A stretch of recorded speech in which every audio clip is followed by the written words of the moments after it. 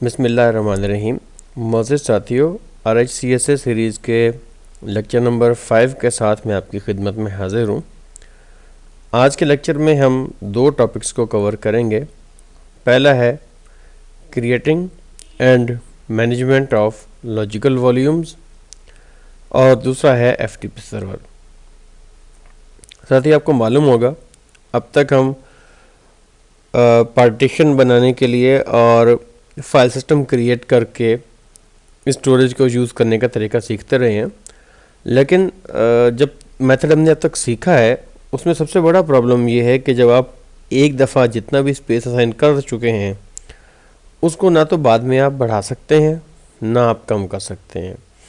It means कि आप एक ऐसी जगह स्टक हो जाते हैं कि अगर आपका पार्टीशन फुल हो जाए तो आपके पास इसके सिवा कोई रास्ता नहीं होगा कि आप एग्जिस्टिंग को रिमूव करते रहें और नया डाटा आता रहे। LVM इस मसले का हल है जिसके थ्रू हम डायनेमिकली स्पेस ऐड भी करते हैं और रिमूव भी करते हैं अपने स्टोरेज पार्टीशन में से। कुछ पहले मैं आपको इसके बारे में मज़ीद एक्सप्लेन कर देता हूँ। LVM या लॉजिकल वॉल्यूम मैनेजर सबसे पहले HP ने डेवलप किए थे। मैं यहाँ पे S छोड़ गया हूँ, FIRST जी, फर्स्ट डेवलप किए थे HP ने अपने HP UX ऑपरेटिंग सिस्टम के लिए। और इस वक्त रेड हैट एंटरप्राइज लिनक्स का जो डिफ़ॉल्ट वॉल्यूम मैनेजमेंट सिस्टम है वो बेस इसी LVM आर्किटेक्चर पे करता है। ओवरव्यू और फीचर में आपको कुछ बता दूं। पहली बात तो ये कि ये आपको वॉल्यूम ग्रुप मिलेंगे कहा, तो जनाब ये आपको मिलेंगे /dev/mapper की डायरेक्टरी में। सेकेंडली, LVM को मैनेज करने के लिए आपको कमांड लाइन और GUI दोनों अवेलेबल हैं।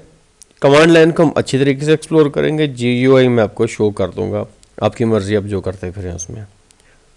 फिर सबसे बड़ा फ़ायदा क्या है कि LVMs जो है ये कलेक्शन ऑफ डिस्क्स यूज़ करते हैं, यानी कि आप इसमें मल्टीपल डिस्क्स यूटिलाइज करवा सकते हैं। दूसरा जो बेनिफिट है वो ये है कि ये डिस्क जो है ये डिफरेंट साइज़ की हो सकती हैं, यानी कि LVM यूज़ करते हुए ये ज़रूरी नहीं है कि अगर आपने एक ड्राइव 250 GB रखी है तो दूसरी भी 250 GB ही की होगी। वो 500 GB की भी हो सकती है, 146 GB की भी हो सकती है, as you have with availability. अच्छा, जो भी डिस्क है वो इसमें रेफर की जाती है एज अ फिजिकल वॉल्यूम्स। उन फिजिकल वॉल्यूम्स को हम मिलाएंगे तो उनसे हमारे बनेंगे वॉल्यूम ग्रुप्स। और वॉल्यूम ग्रुप्स के बाद जो नेक्स्ट कैटेगरी आती है वो है लॉजिकल वॉल्यूम्स या LVs। लॉजिकल वॉल्यूम्स वो असल कोर कंपोनेंट है जिस पे हमारा फाइल सिस्टम रिजाइड करता है और ये फर्दर लॉजिकल वॉल्यूम से क्रिएट किए जाते हैं। फ़ायदा आपको क्या मिलेगा कि LVM के थ्रू आप ऑनलाइन रीसाइजिंग कर सकते हैं। ऑनलाइन रीसाइजिंग से मुराद ये कि जब आपने साइज़ इसमें स्पेस ऐड किया या रिमूव किया, इसके लिए आपको सर्वर को शट डाउन करने की या ऑफलाइन ले जाने की कोई ज़रूरत नहीं है, ये काम ऑनलाइन हो जाएगा। सो आपको प्रोडक्शन में ये फ़ायदा है कि आपके पास डाउन टाइम नहीं आएगा। फिजिकल वॉल्यूम्स और लॉजिकल वॉल्यूम्स ये ब्रेकअप किए जाते हैं चंक्स ऑफ डाटा में, जिसे हम एक्सटेंट का नाम से पहचानते हैं सिस्टम के अंदर। मैं आपको दिखाऊंगा एक्सटेंट कहाँ पे होते हैं और किस नाम से ये बनते हैं। इसकी ब्रेकअप ऑटो की होती है जो कि लिनक्स खुद सपोर्ट करती है। LVM ग्रो हो सकते हैं, श्रंक हो सकते हैं, जैसा कि आप इसके एक्सटेंट साइज को रिड्यूस करें in the form of MBs और GBs। यहाँ मैं जनाब 2 को मैंने OT लिख दिया, ले जी 2 कर दिया मैंने, इसको दुरुस्त हो गया। दूसरा जो सबसे बड़ा फीचर LVM में हमें फ़ायदा होगा वो होगा LVM स्नैपशॉट्स का। इसका फ़ायदा क्या है कि LVM अपने एग्जिस्टिंग सिनेरियो में, एग्जिस्टिंग शेप में, एग्जिस्टिंग डाटा के साथ आप उसकी स्नैपशॉट ले सकते हैं, यानी एक तस्वीर ले सकते हैं लॉजिकल, जिसमें तमाम एग्जिस्टिंग डाटा जो है वो किसी एक ख़ास जगह पर स्टोर कर दिया जाएगा। इसका फ़ायदा ये होता है कि बाज़ औक़ात अगर कहीं प्रॉब्लम बने तो आप स्नैपशॉट से डाटा रिकवर करके फिजिकल वॉल्यूम में दोबारा मूव कर देते हैं। एक और चीज़ जो इम्पोर्टेंट है वो ये कि /boot जो है वो आपका एलवीएम पे नहीं हो सकता, क्योंकि एग्जिस्टिंगली जो आपका ग्रब है उसके अंदर ये सलाहियत नहीं है कि वो एलवीएम से फाइल्स पढ़ सके। तो बूट लोडर जनाब आपका एलवीएम के बगैर ही किसी पार्टीशन पे होगा, दैट इज बी ext3 और ext4 as the condition is there. थोड़ी सी आपको ग्राफिकल अंडरस्टैंडिंग में दे देता हूँ। मिसाल के तौर पर आपके पास 10 GB की SDA1 है और 5 GB की SDB2 है। जहन में रखिएगा SDA1 एंड SDB2 ये दो डिफरेंट ड्राइव के डिफरेंट पार्टीशंस हैं, डिफरेंट साइज के भी हैं। ये दोनों आपके फिजिकल वॉल्यूम्स बन जाएंगे PV1 एंड PV2। ये दोनों फिजिकल वॉल्यूम्स हमारे पास कंबाइन हो जाएंगे तो यहाँ पर हमारा साइज कुल बन जाएगा 15 GB। इस 15 GB का हम ब्रेकअप कर सकते हैं। 2 GB में से हम होम को दे देते हैं और 2 GB हम OPT को दे सकते हैं। तो बकाया मेरे पास यहाँ पे 11 GB होंगे जो कि बाद में दोबारा इन तमाम लॉजिकल वॉल्यूम्स को डिस्ट्रीब्यूट हो सकते हैं। प्लस अगर मैं यहाँ पर एक और फिजिकल वॉल्यूम ऐड कर देता हूँ तो मेरे इस वॉल्यूम ग्रुप की कैपेसिटी खुद ब खुद इंक्रीज हो जाएगी, जो कि ऑनवर्ड इन होस्ट्स को या इन डायरेक्टरीज को ऐड की जा सकती है as per the requirement. In the same way अगर मैं यहाँ एक और थर्ड डायरेक्टरी बना लेता हूँ तो उसको भी अकॉर्डिंगली मैं इसी वॉल्यूम ग्रुप से स्पेस यूटिलाइज करके शो करवा सकता हूँ। तो ये तो कुछ थ्योरी हो गई। थ्योरी में इसलिए कुछ कम भी करता हूँ कि आप लोग इसको पढ़ने से बोर ना हो जाएं, लेकिन क्योंकि थ्योरेटिकल अंडरस्टैंडिंग बड़ी ज़रूरी है, सो दैट्स वाई आज मैंने ज़रूरत महसूस की कि आपको कुछ इसकी थ्योरी भी मैं एक्सप्लेन कर दूं ताकि आपको एक कंसेप्चुअल जो ग्राउंड है वो क्लियर हो जाए। आइए ज़रा प्रैक्टिकल भी करके देख लेते हैं इसका। जी, तो अब हम प्रैक्टिकल की तरफ वापस आए हैं।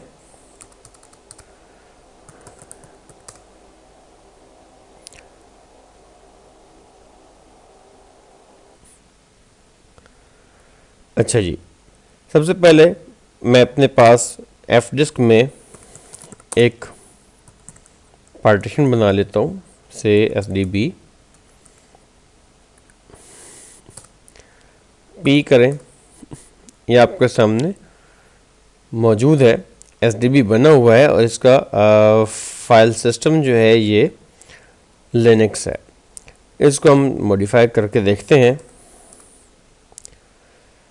अच्छा जी, हेक्स कोड मैं इसके लिए आपको बता दूं, लिनक्स LVM के लिए हेक्स कोड है 8E, द 8E। एंटर करें, P करें, देखें ये लिनक्स LVM में कन्वर्ट हो गया है। W कर दें और सेव करें, पार्ट प्रॉप कर दें। फिलहाल वार्निंग आई है, पहले भी इससे मैं आदी हूँ कि हो सकता है रिबूट करना पड़े। Let's see. सबसे पहले तो मैं क्या करूँगा कि ये इस पार्टीशन को मैं फिजिकल वॉल्यूम का हिस्सा बना दूँगा। मैं कमांड दूँगा pv create /dev/sdb1। Physical volume मैंने इसको क्रिएट कर लिया। दूसरी मेरे पास एक डिस्क पड़ी है SDC, मैं करूँगा pv create /dev/sdc, उसको मैंने डायरेक्ट ऐड कर लिया। दोनों डिस्क्रिप्ट्स मेरे वॉल्यूम में आ गई। अब फिजिकल वॉल्यूम्स अगर चेक करने हो तो उसके लिए कमांड लिखते हैं pvs। ये देखें मेरे पास SDC जो है वो 1 GB की है, SDB1 जो है वो 156 MB की है, और ये देखें दोनों पार्ट है मेरे फिजिकल ग्रुप का। आप मज़ीद अगर डिटेल देखना चाहते हैं तो आप लिखें pv डिस्प्ले और आपके सामने आपके जो फिजिकल वॉल्यूम्स हैं उनकी डिटेल्स आ जाएंगी। आप ये देख लें, ये SDB1 है जिसका स्पेस साइज 156 MB है, और ये आपका SDC है जिसका साइज़ 1 GB है। नेक्स्ट स्टेप क्या है? नेक्स्ट स्टेप ये है कि मैं इसका अब वॉल्यूम ग्रुप क्रिएट करूँगा। स्क्रीन क्लियर करता हूँ मैं, और वॉल्यूम ग्रुप कैसे होगा? दिस इज़ VG क्रिएट, मैं कहता हूँ VG_test किन ड्राइव पे /dev/sdb वन पे और /dev/sdc। मैंने वॉल्यूम ग्रुप बना दिया SDB1 और SDC से। जी, वॉल्यूम ग्रुप क्रिएट हो गया मेरे पास, यानी कि ये दोनों डिस्क्रिप्ट्स मेरे वॉल्यूम ग्रुप VG टेस्ट का हिस्सा बन गई हैं। VGS की कमांड दें, देखें दोनों अवेलेबल हैं। VG डिस्प्ले, ये देखें यहाँ पे भी अवेलेबल है आपको। मैं इसको मोर करता हूँ। जी, दिस इज़ VG टेस्ट और VG साइज 1.4 GB।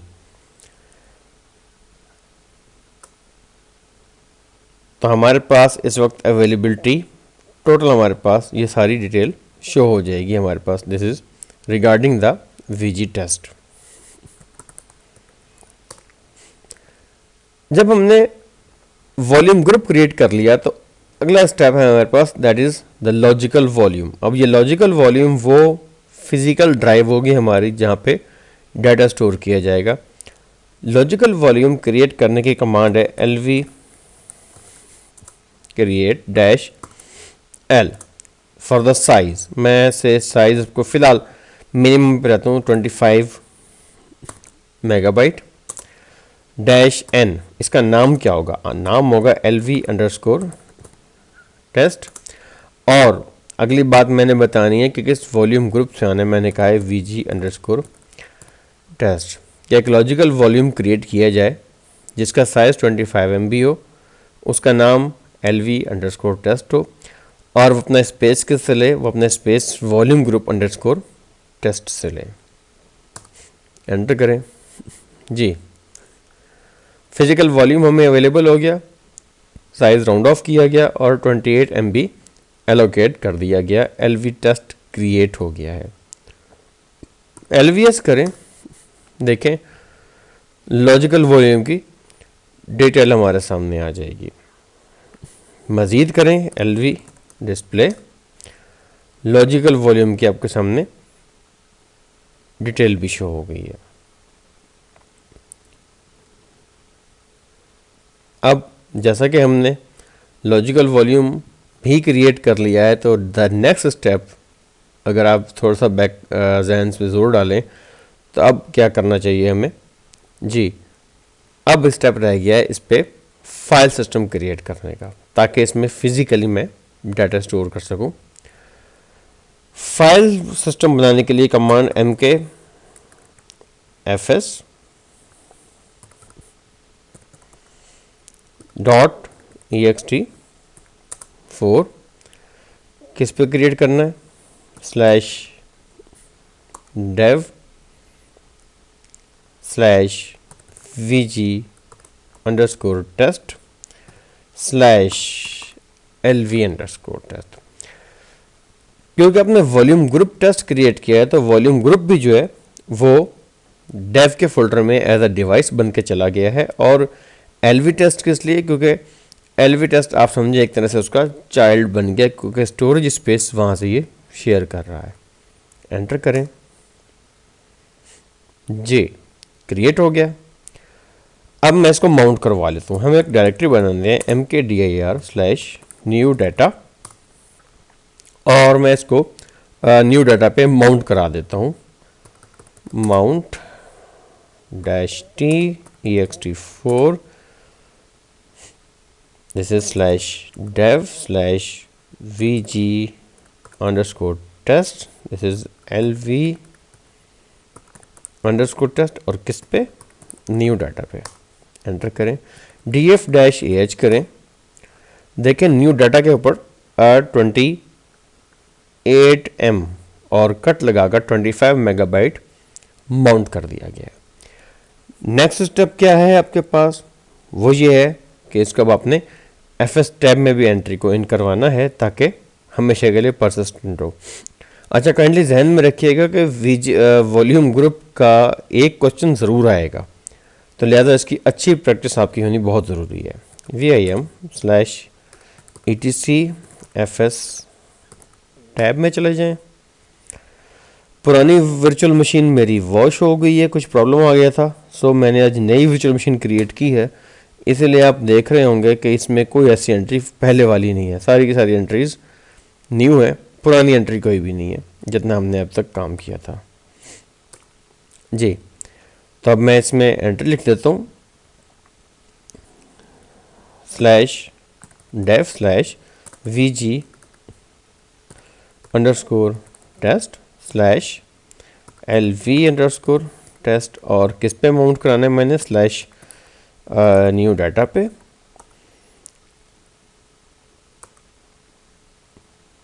और ext4 मेरा फाइल सिस्टम होगा, डिफ़ॉल्ट्स हैं और डिफ़ॉल्ट वैल्यूज़। सो नाउ इस कमांड को टोटली क्रिएट करने के बाद अब जब ये सिस्टम रीमाउंट भी होगा या रीबूट भी होगा तो आपका ये जो LVM है यहाँ पे ऑटोमेटिकली रीमाउंट होता रहेगा। अब cd करें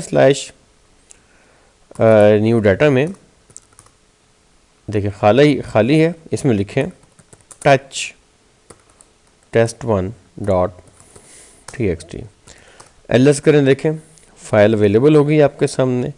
आप इसमें कुछ टाइप करना चाहें तो टाइप भी कर सकते हैं। So this is how easy कि आप लॉजिकल वॉल्यूम्स को क्रिएट कर सकते हैं। मेरे इस इजी कहने पे काफ़ी साथी हो सकता है सोच रहे हो कि सर तो इजी कह देते हैं, तो माय डियर आप सोच रहे हैं बिल्कुल ठीक सोच रहे हैं। मसला ये है कि प्रैक्टिस करें, प्रैक्टिस करते रहेंगे तो ये सचमुच बहुत इजी हो जाएगा। वैसे भी अब गौर करें 3 ही स्टेप्स हैं, physical volume, then volume group, then logical volume. तो अगर आप थोड़ी सी जहानत का मुजाहरा करेंगे तो बड़ी आसानी से ये तीनों स्टेप्स परफॉर्म हो सकते हैं।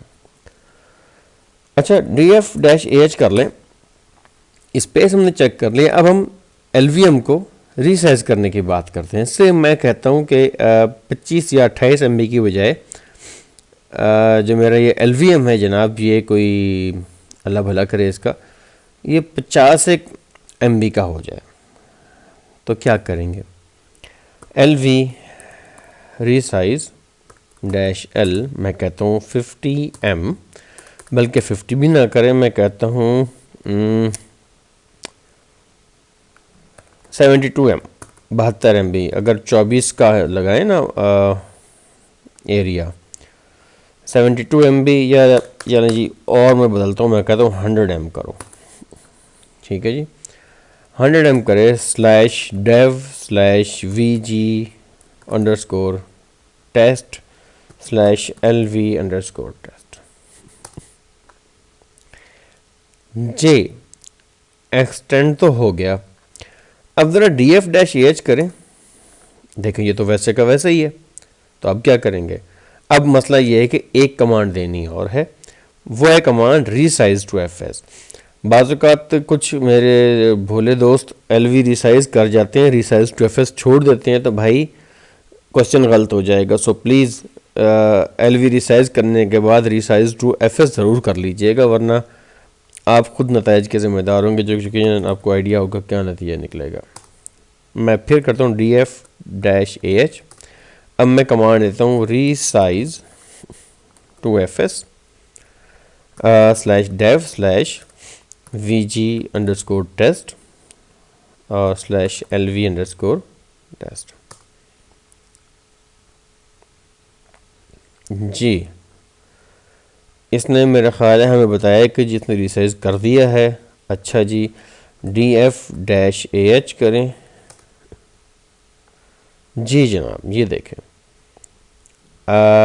दिस वन, देखें न्यू डाटा अब साइज इंक्रीज करके 98M पे चला गया। ये राउंड ऑफ साइज़ है, सो इस पे हमारा कंट्रोल नहीं है, ये लिनक्स खुद अंडरस्टैंडिंग से बनाती है। ये देखें, ये 28M है और ये 98M है। आपस की बात बताऊं तो रीसाइज टू fs मुझे भी बड़ी मुश्किल से कमांड याद हुई थी, और अभी भी मैं याद करके बैठूँ तो मैंने आपको लिखवाई है, लेकिन एग्ज़ाम में जो है ज़रा ध्यान में रखिएगा, ये कमांड आपको आनी चाहिए वहाँ पर।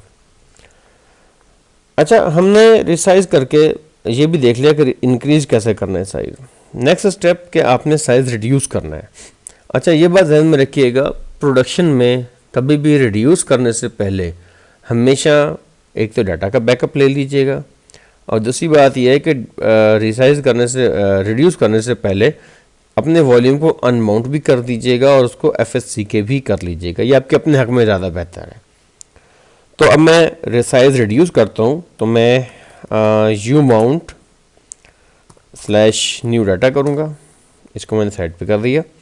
अब मैं FSC के कर लेता हूँ, इसको फाइल सिस्टम कंसिस्टेंसी चेकर कर देता हूँ, -f slash dev slash vg_test slash lv_test। ले जी, सारे टेस्ट पास हो गए, पास 1 से लेके पास 5 तक, राइट। अब रीसाइज टू FS की कमांड रन करते हैं, इससे मैं इसका साइज कम करके मैं कहता हूँ जी 60 MB कर दे, राइट सी।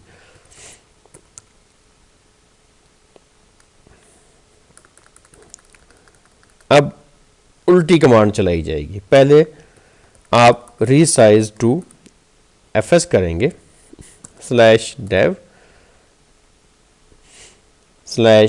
/vg_test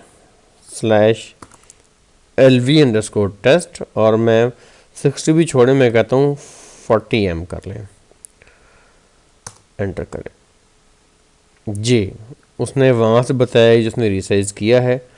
अगला स्टेप है LV रिसाइज -L क्या है 40 M /dev /vg_test and /lv_test, enter करें जी। वो कह रहा है कि वार्निंग आ जाएगी, ठीक है, यस कर दें, क्योंकि हमें मालूम है कि हमारा डाटा इतना नहीं पड़ा।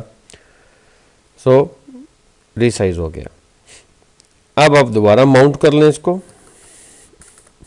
माउंट -t ext4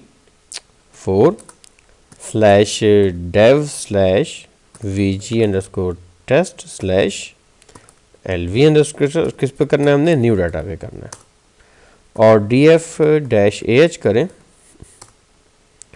जी। ये देखें, ठीक है जी। So this is 39 MB enough. अच्छा, अब cd/new डाटा भी करके देख लें, आपकी फाइल भी उसकी जगह पे मौजूद है। तो ये एक छोटी सी डेमोन्स्ट्रेशन थी। अच्छा, LV रिसाइज के अलावा दो कमांड्स हैं, एक है LV एक्सटेंड और एक है LV रिड्यूस। ये दोनों कमांड भी यूज़ हो सकती हैं साइज इंक्रीज और डिक्रीज करने के लिए, लेकिन मैंने सेफ साइड पे रहने के लिए LV रिसाइज यूज़ किया है। आप इसके मैन पेजेस कंसल्ट कीजिएगा तो आपको मज़ीद क्लैरिटी मिल जाएगी कि इन कमांड्स को आप किस तरह इफेक्टिवली यूटिलाइज कर सकते हैं। थोड़ा सा आगे चलते हैं और देखते हैं कि LVM के जो GUI है वो कैसा लगता है देखने में। मैं देखने की हद तक ही रहूँगा क्योंकि मेरा शौक कमांड लाइन पे ज़्यादा है। सो लेट्स सी system-config-lvm, क्या ये इंस्टॉल्ड है मेरे पास इसका RPM? हाँ जी, वो कह रहा है कि ये नहीं है इंस्टॉल। मुझे यार RPM ढूंढने दें जी, ज़रा स्टार्ट करते हैं। मैंने LVM का पैकेज इंस्टॉल कर लिया है अपना DVD के थ्रू। आप लोगों को during the exam yum available होगा, जिसमें आप लिखेंगे यम इंस्टॉल system-config-lvm। तो जो पैकेज नहीं होगा वो उसी वक्त नेटवर्क के थ्रू इंस्टॉल हो जाएगा। मेरे पास क्योंकि DVD अवेलेबल थी, मेरी VM में इतनी जगह नहीं है, सो मैंने इसको RPM के थ्रू इंस्टॉल कर लिया। मैं आपको थोड़ी सी फेस दिखा देता हूँ LVM का। system-config-lvm, ये LVM का GUI लोड हो रहा है।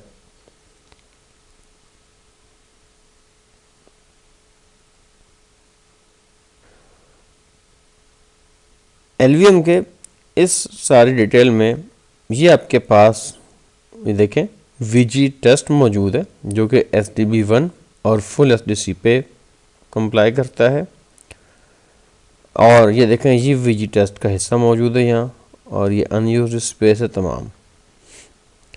आप अगर इस साइड पे हैं तो अनइनिशियलाइज्ड एंट्रीज में आपको SDC का अनपार्टीशनड स्पेस भी मिल जाएगा, और SDA का पार्टीशन नंबर 1 भी मिल जाएगा। VG टेस्ट में आप अगर आएँ, आपको इसका फिजिकल और लॉजिकल दोनों व्यू मिल जाएंगे। अच्छा, साथ ही आप नीचे बटन देखें तो आपको फर्दर डिटेल भी मिल जाएंगी। Migrate selected extent, remove volume form volume group और इस तरह की बाकी एंट्रीज। इस वक्त मैं आपको फर्दर डिटेल नहीं बता पाऊंगा, इसके लिए मैं आपको रिकमेंड करूंगा कि आप इसको वाया GUI भी एक्सप्लोर करें और जो ऑप्शन को बेस्ट फिट लगती हैं उनको आप GUI के थ्रू एक्सप्लोर करें। But my recommendation is always to switch to command line, ताकि आपका जो कमांड ग्रिप है वो स्ट्रांग रहे। अच्छा, LVMs को अभी हमने बनाना, रिसाइज करना देख लिया। नेक्स्ट जो मैंने आपसे बात की थी वो है कि हमारे पास से LVM का स्नैपशॉट होना चाहिए, ताकि in case of data corruption हम LVM रिकवर कर सकें। सो न्यू डाटा मैंने बनाया हुआ है, df-ah करके चेक कर लें जी, न्यू डाटा अपनी जगह पे मौजूद है। इसमें एक दो फाइलें कॉपी कर देते हैं, cp/etc और होस्ट की फाइल मैं न्यू डाटा में भेज देता हूँ, सॉरी होस्ट्स की फाइल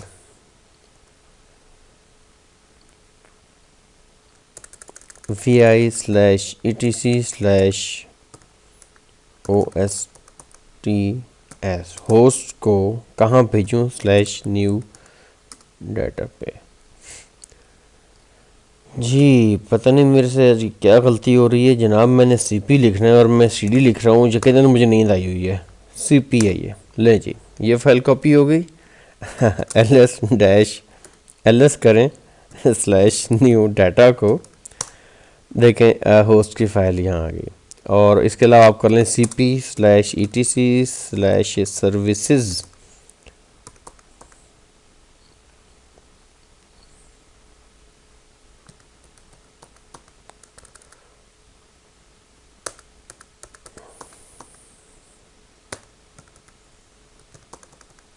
/etc/services को न्यू डाटा में, ये भी कॉपी कर दिया। अब आप करें ls/न्यू डाटा। जी देखें सर्विसेज भी वहाँ मौजूद है और होस्ट भी मौजूद है। क्लियर करें स्क्रीन को और मैं अब एक फोल्डर बना लेता हूँ mkdir/test snap के नाम से। यहाँ पे अपना स्नैपशॉट जो है उसको रखूँगा।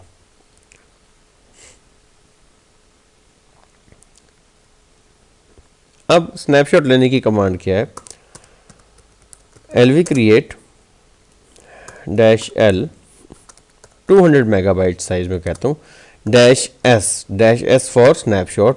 स्नैपशॉट का नाम क्या है, -n name is LVMSNAPSHOT। Logical volume create करे 200 MB साइज का, जो कि स्नैपशॉट होगा। उस स्नैपशॉट का नाम होगा LVM स्नैपशॉट।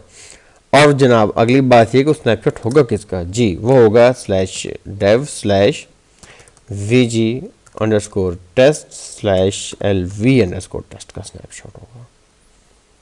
एंटर करें, ले जी। So logical volume with the name LVM snapshot जो है वो इस वक्त क्रिएट कर दिया गया है। LVS करें ज़रा, ठीक है जी। हमारा ये LVM जो बना हुआ है स्नैपशॉट वो यहाँ अब मौजूद है।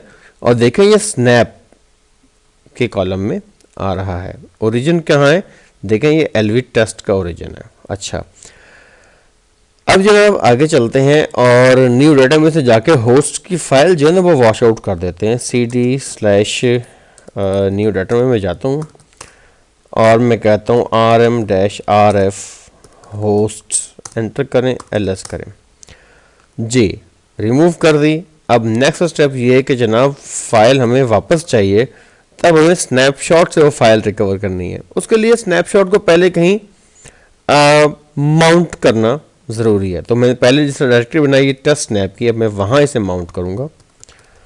माउंट -t ext4 और /dev/vg underscore test slash LVM snapshot और कहाँ पे स्लैश टेस्ट स्नैप में एंटर करें, CD करें स्लैश टेस्ट स्नैप को LS करें। देखें यहाँ होस्ट की फाइल आ गई।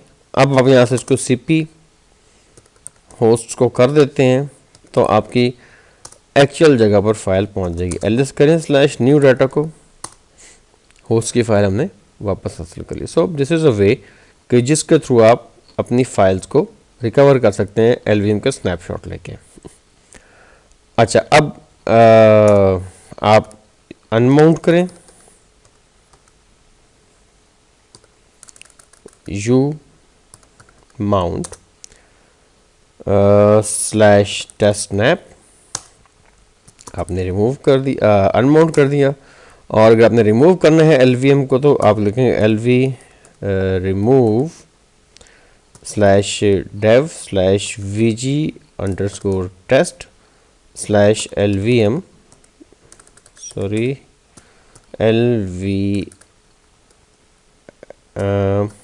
LVM snapshot. वो पूछ रहे कि हाँ जी क्या आप लॉजिकल वॉल्यूम उड़ाना चाहता हूँ यहाँ से। मैं कहता हूँ जी यस उड़ा दें इसे। ले जी डिलीट हो गया ये वॉल्यूम।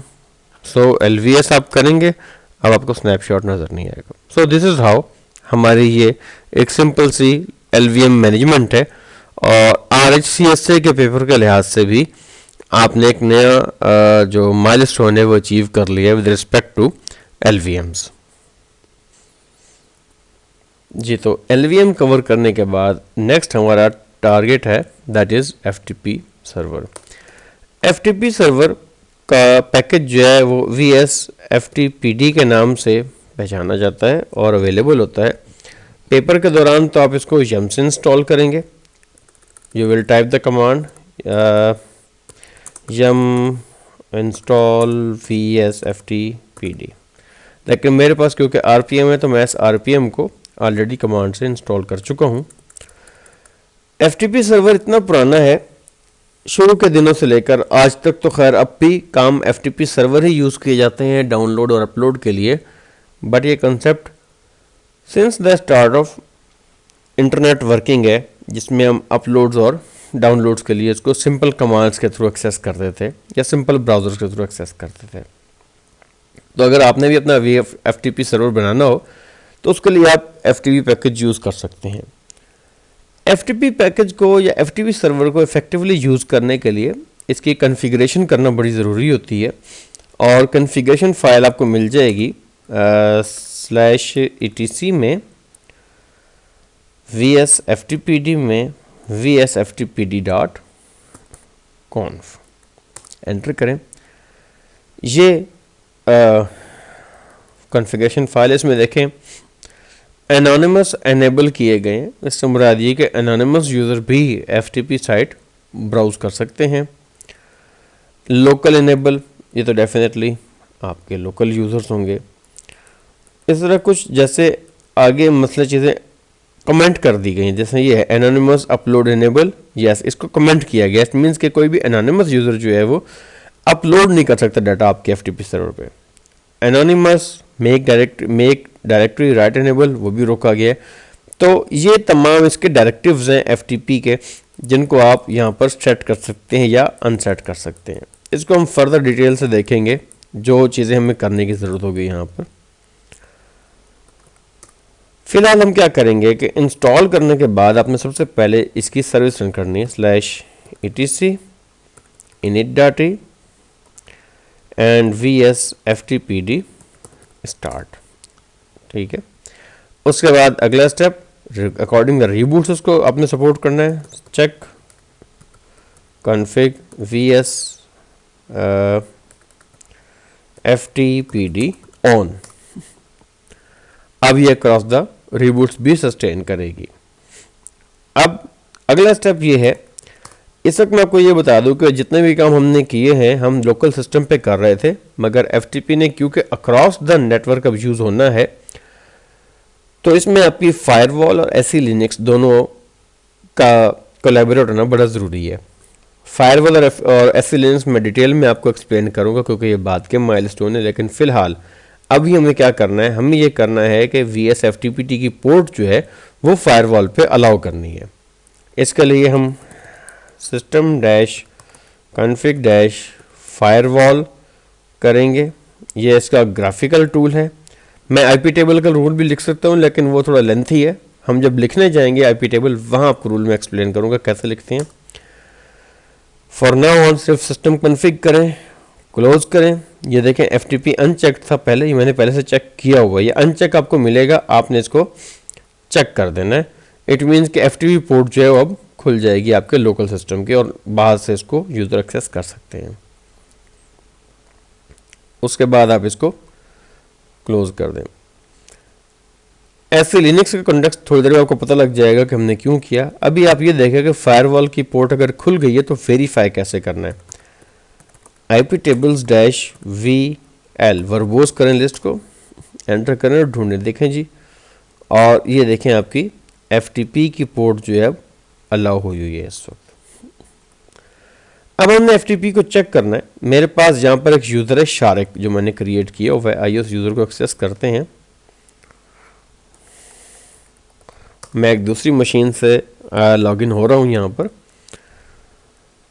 यहाँ पे मैं लिखता हूँ FTP करे शारिक @ मेरा FTP सर्वर जो था, एंटर करें। पासवर्ड मांगा जी, वो शारिक को उसकी होम डायरेक्टरी में नहीं जाने दे रहा। होम डायरेक्टरी में ले जाने के लिए ज़रूरी ये है कि इस पे SC लिनक्स का कॉन्टेक्स्ट दुरुस्त किया जाए। कमांड क्या यूज़ करेंगे हम SC लिनक्स का कॉन्टेक्स्ट दुरुस्त करने की, that is set SC bool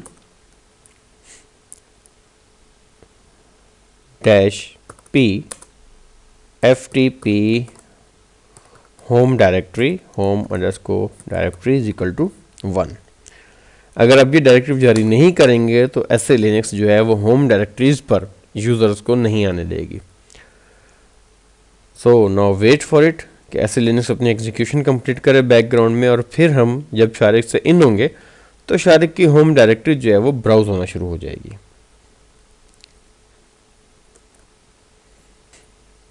ji, command complete हुई। अब दोबारा नेक्स्ट मशीन पे आते हैं। ओके करें, यहाँ पे अब लिखें आप दोबारा, मैं कहता हूँ SHARIQ शारिक @ IP एड्रेस दिया 1 2 3 and 4 5, पासवर्ड आ गया। देखें अब शारिक की होम डायरेक्टरी ब्राउज हो गई है आपके सामने। हम एग्जांपल के लिए क्या करते हैं, मैं कर देता हूँ cp install.log.syslog_b शारिक की होम डायरेक्टरी में कॉपी कर देता हूँ। पेज को हम रिफ़्रेश करते हैं। ये देखें install.log.syslog_b आ गया। सो दिस इज़ हाउ कि आप यूज़र को जो है वो रिमोट यूज़र को एक्सेस दे देते हैं कि अपनी होम डायरेक्टरी में जाए। होम डायरेक्टरी में जाने के बाद एक और चीज़ जो हमने ये देखनी है कि अननोन यूज़र या जो ऐसे यूज़र जो कि आपको ज़रूरत नहीं है कि वो बिला वजह सर्वर को ब्राउज़ करते फिरें, उनसे आपने कैसे अपने सिस्टम को प्रोटेक्ट करना है कि सिर्फ नोन यूज़र्स ही आपके FTP पे आएँ। इसके लिए आप ज़रा FTP की कॉन्फ़िगरेशन फ़ाइल को दोबारा ओपन करें, VSFTPD एंड VSFTPD.conf पे आए, और इसमें एक डायरेक्टिव है chroot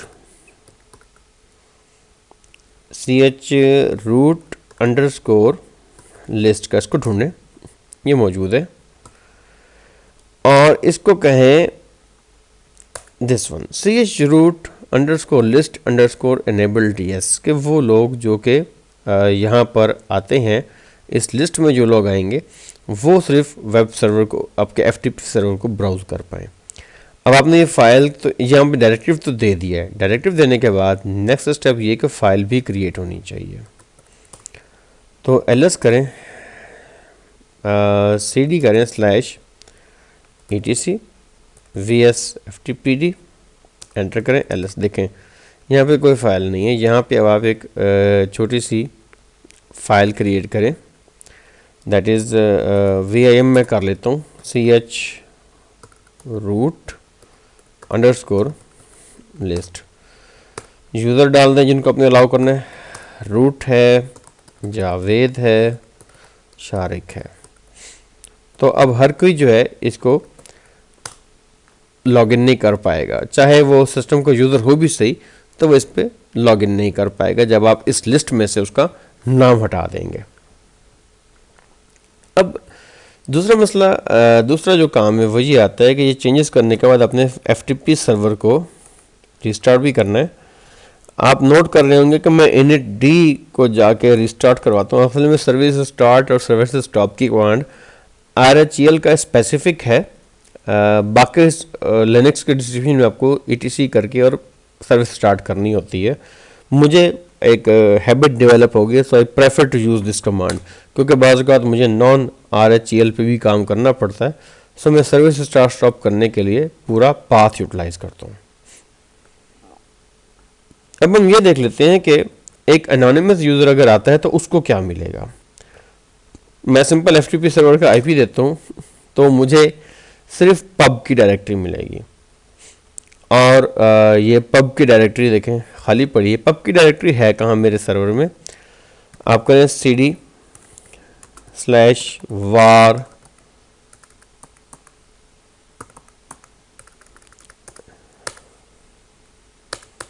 FTP और पब,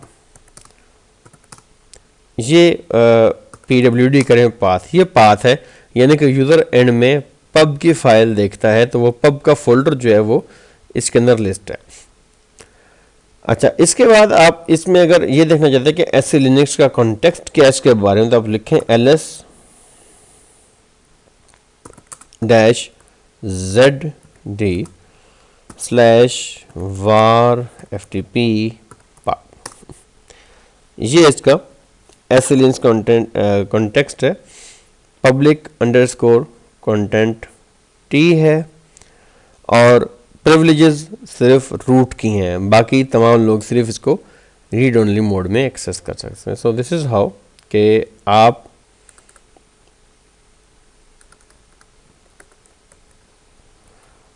सिर्फ प्रोटेक्टेड डाटा यहाँ पे शो करवाते हैं। मैं इसे एक एग्जांपल कर लेता हूँ कि हम इसको ls करते हैं। मैं कहता हूँ cp install log.syslog/var ftp pub, और अब जब मैं यहाँ से पब्लिकली ब्राउज करूँगा, I have the file hair. So this is how कि आप FTP के ज़रिए सिंपल अपलोड्स और डाउनलोड्स क्रिएट कर सकते हैं। FTP का क्वेश्चन आमतौर पर 60 to 70% आ जाता होता है। सो इतना मुश्किल नहीं है, लेकिन थोड़ा सा ट्रिकी है, और बाज़ वक़्त क्वेश्चन भी ट्रिकी तरीके से पूछा जाता है। तो क्वेश्चन ध्यान से पढ़िएगा और इन चीज़ों को रिजॉल्व कर लेंगे इंशाल्लाह।